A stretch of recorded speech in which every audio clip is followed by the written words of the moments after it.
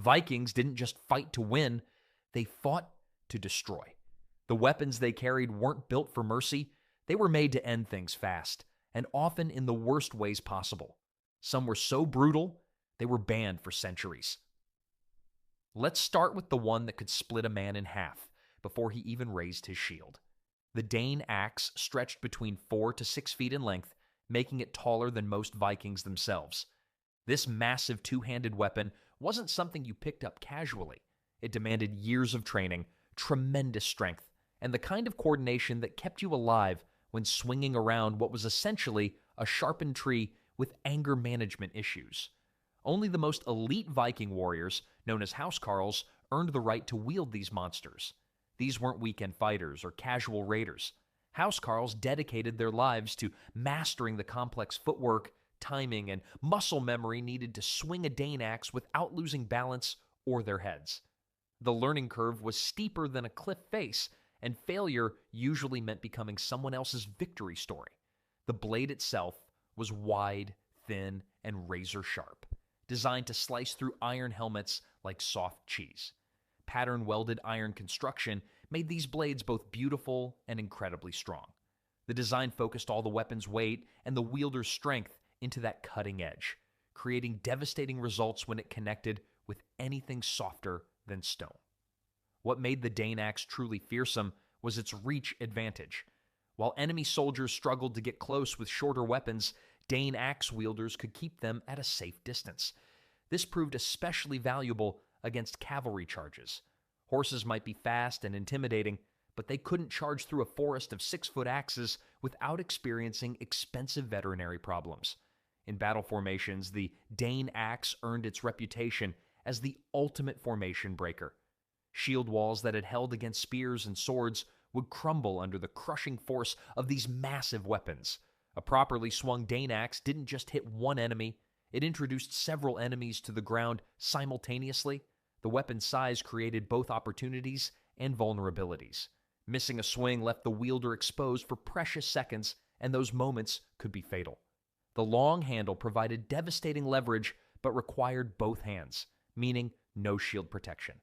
For warriors who couldn't afford such expensive weapons, there were simpler alternatives that every Viking could carry. Every Viking owned a seax, from mighty warriors to young children learning their first blade work. This single-edged knife measured 1 to 2 feet long, serving as tool, weapon, and symbol all wrapped into one practical package that never left their side. The seax handled countless daily tasks: cutting rope, preparing food, carving wood, skinning animals, and defending against sudden attacks. It was the ultimate multitasking tool of the medieval world, except instead of opening cans, it specialized in opening enemies. Viking craftsmen decorated the blades with intricate runes and patterns that told stories about their owners' achievements and beliefs. Vikings wore their seax horizontally along their belts for instant access with either hand. This wasn't just convenience, it was survival preparation. In close quarters combat, grabbing your backup weapon quickly could mean the difference between walking away or being carried away. The horizontal position kept the blade from getting tangled in clothing during fights. Some designs featured a broken back spine with distinctive angles that improved penetrating power through leather armor and thick clothing.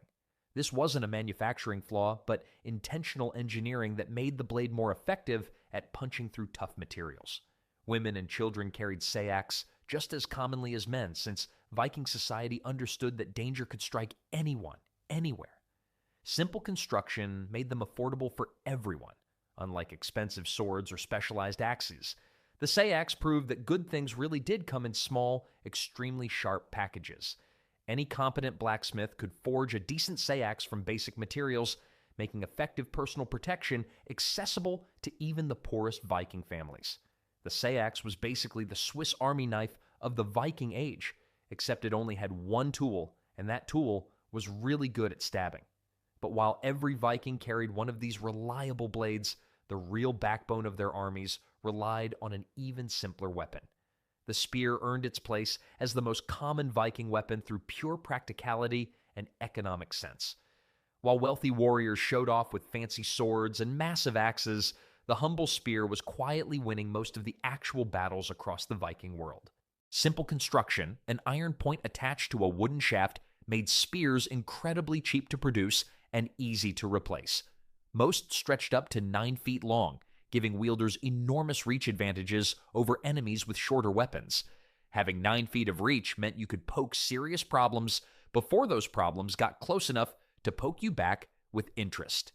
Vikings designed spears for dual purposes, throwing them at distant targets or keeping them close for thrusting attacks. This versatility made spears incredibly practical weapons that adapted instantly to changing battlefield conditions without requiring different equipment or specialized training.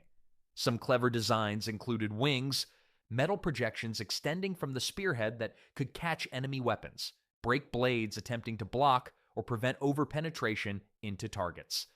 Wings effectively turned ordinary spears into flying traps that grabbed whatever they encountered and refused to let go. Shield wall formations relied almost entirely on spears to create devastatingly effective defensive lines. Multiple rows of Vikings with spears presented an impenetrable wall of sharp points extending beyond their shields, creating a moving fence of death that made frontal attacks essentially suicidal. The lightweight construction allowed warriors to carry multiple spears without being weighed down, providing backup weapons if primary spears broke or got thrown.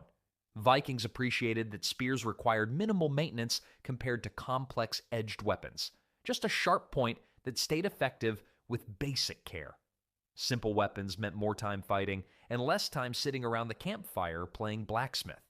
While spears dominated the battlefield through numbers and practicality, the truly wealthy warriors had access to something far more prestigious. Viking swords represented the ultimate status symbol, expensive, beautiful, and definitely not available to everyone. These double-edged masterpieces typically cost more than most Vikings earned in several years. Owning one meant serious wealth, exceptional skill, or incredibly generous relatives. Pattern welding combined different types of iron and steel to create distinctive wave-like patterns that weren't just decorative. They indicated superior quality and incredible strength. A pattern-welded blade was like owning a luxury sports car, except instead of impressing neighbors, it impressed enemies into retreating. Vikings decorated handles and guards with precious metals like silver, bronze, and gold, creating weapons that were both functional tools and portable works of art. They gave their swords personal names that reflected their unique histories and battlefield achievements. These weren't casual nicknames, but serious titles that carried real weight throughout Viking society. The balance was crucial for effective use. The pommel at the handle's end served as counterweight that made the blade feel lighter and more responsive. Proper balance meant the sword felt like a natural extension of your arm rather than a heavy stick you happened to be gripping. Vikings carried swords in leather scabbards worn at the hip or across the back. Hip carry allowed faster drawing, while back carry kept the weapon accessible during other activities. The scabbard protected the precious blade from weather and accidental damage. Sword ownership came with social responsibilities. A Viking with a sword was expected to defend those who couldn't defend themselves and demonstrate proper skill in using it effectively. Having a sword meant you couldn't just talk tough. You had to back it up with cold steel. The sword's reputation as the ultimate Viking weapon was earned through centuries of legendary battles and heroic deeds that became the foundation for epic stories. But even the finest sword needed protection from enemy blows, which is where another essential piece of equipment came into play. The Viking shield served as both an essential defensive barrier and surprisingly effective offensive weapon, proving that the best protection could also deliver bone-crushing punches. These round discs measured 30 to 36 inches across, providing substantial coverage while remaining light enough for extended use. Viking shields showcased advanced woodworking with multiple layers of wood arranged in alternating grain directions, creating maximum strength with minimum weight. It was like making super strong plywood, except instead of building furniture, Vikings were constructing portable fortresses. The iron boss at the center protected the warrior's hand, but also functioned as a devastating weapon for delivering punches that could shatter jaws and break noses. Getting hit by a shield boss was like being punched by a really angry, really heavy doorknob. Bright colors and bold patterns helped warriors identify allies during chaotic battles where everyone looked similar in armor. These designs weren't just decorative, they were survival tools that could mean the difference between receiving help and receiving a sword to the face. Having the wrong shield pattern could mean getting helpful assistance from someone trying to kill you. Shield wall formations transformed individual shields into larger defensive systems. Warriors overlapped shields to create nearly impenetrable barriers that advanced steadily while spear points jutted between gaps. This formation could dominate entire battlefields through coordinated movement and mutual protection. Vikings used shields for bashing enemies, pushing through crowds, knocking opponents off balance, and even as improvised stretchers for wounded comrades. Some received rawhide or leather reinforcement for extra durability through multiple battles and harsh conditions. The lightweight design allowed continuous fighting without arm exhaustion, making shields practical for extended battles where endurance mattered as much as protection. However, as enemies began wearing better armor, Vikings discovered they needed weapons that could crush rather than cut. When Vikings faced enemies in sophisticated armor, they needed weapons that treated metal protection like a minor inconvenience. The mace delivered concentrated force that ignored armor thickness and focused on the breakable person inside. Maces didn't care about fancy mail or thick helmets. They were equal opportunity bone breakers. Simple construction featured a short handle with a heavy metal head covered in spikes or flanges. This design concentrated all swing force into tiny impact areas, creating devastating results even against heavily armored targets. The physics rarely showed mercy to people wearing expensive metal suits. Unlike edged weapons requiring constant maintenance, maces needed virtually no care. No blades to sharpen, no edges to polish, no dulling concerns after extended use. A mace was basically indestructible.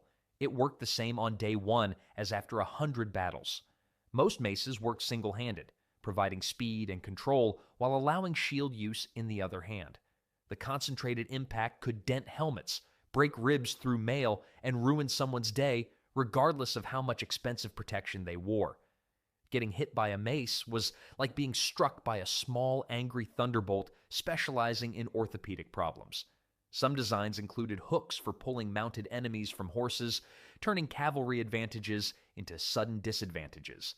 The compact size made them easier to carry and use in tight spaces compared to longer weapons like Dane axes or spears. The reinforced construction meant mace heads could withstand repeated heavy impacts without breaking, crucial during extended battles where weapon failure meant immediate disadvantage. The durability made maces reliable tools for sustained combat operations. The mace gained popularity as opponents showed up in better armor. Its ability to cause serious damage, even with glancing blows, made it particularly effective in chaotic combat where perfect aim wasn't always possible. Yet sometimes Vikings needed to strike from a distance before the close fighting even began. Viking throwing axes gave warriors the ability to cause serious problems from considerable distances before personal introductions. These Franciscas featured distinctive curved blades that created unpredictable spinning patterns during flight, making them nearly impossible to dodge effectively. Trying to avoid a rapidly spinning Francisca was like playing dodgeball with an angry, razor-sharp frisbee that really wanted to embed itself in your chest. The curved blade designs served crucial tactical purposes beyond just appearance. When thrown properly, the curve caused each axe to tumble in chaotic patterns that confused enemy attempts to predict trajectory or block successfully. Even experienced warriors found it virtually impossible to anticipate exactly where a spinning Francisca would strike. One of the most ingenious features was their deliberately designed obsolescence upon impact. The axes were constructed to bend or break when they struck targets, which sounds like terrible engineering, but was actually brilliant strategy. It was like having weapons with built-in copyright protection that stopped working for unauthorized users. Vikings used throwing axes as devastating opening moves before charging into close combat. The strategy disrupted enemy formations by forcing opponents to duck, dodge, or deal with embedded axes. Even near misses created confusion and exploitable gaps in defensive lines that could be exploited by following attacks.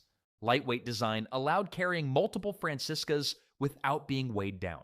Some specialists carried 3 or 4, providing numerous opportunities to disrupt formations or eliminate specific targets before the main battle commenced. Having multiple throwing axes was like possessing violent magic tricks, where axes disappeared from your hands and enemies fell down.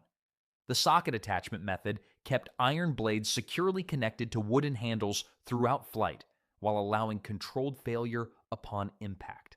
This prevented enemy reuse without causing embarrassing mid-flight weapon disintegration that would reflect poorly on the thrower's equipment quality. Of course, not all Viking warfare involved loud, obvious attacks. Not every Viking weapon was designed for battlefield glory and impressive noise. Sometimes Vikings needed to eliminate problems with absolute silence, turning to the garrote, a simple cord that could end conflicts without waking neighbors. The garrote was the whisper to every other weapon's shout. Made from twisted animal sinew, rawhide, or woven fibers, garrotes represented minimalist weapon design taken to its deadly extreme. These weapons were cheap to make, easy to carry, and impossible to detect until the moment they tightened around someone's neck. The simplicity was deceptive. Effective use required significant skill and precision. Vikings rarely used garrotes in honorable open warfare where reputation mattered and warriors sought glory through visible deeds. Instead, these weapons appeared during bitter feuds, calculated revenge killings, and specialized stealth operations where silence trumped honor. Success required getting close enough to loop the cord around victims' necks and maintaining control. It required a very unfriendly hug that nobody wanted to receive. The technique demanded perfect timing and positioning. Users had to approach targets without detection, strike when victims were isolated, and apply steady pressure while preventing escape. One mistake could result in the victim breaking free or raising an alarm. The portable nature made garrotes ideal concealed weapons for scouts and specialists who needed backup options that wouldn't be detected during inspection. They could hide as clothing accessories, waist wrapping, or equipment lashings. This stealth factor meant apparently unarmed Vikings might still carry lethal capabilities. Different materials offered various advantages. Animal sinew provided strength and stealth, being thin and hard to break. Rawhide came readily available from hunting activities. Woven fibers offered comfort during use and reduced the risk of cutting the user's hands. The garrote proved that effective weapons could be completely unassuming. Just simple rope with extremely serious intentions. Vikings specializing in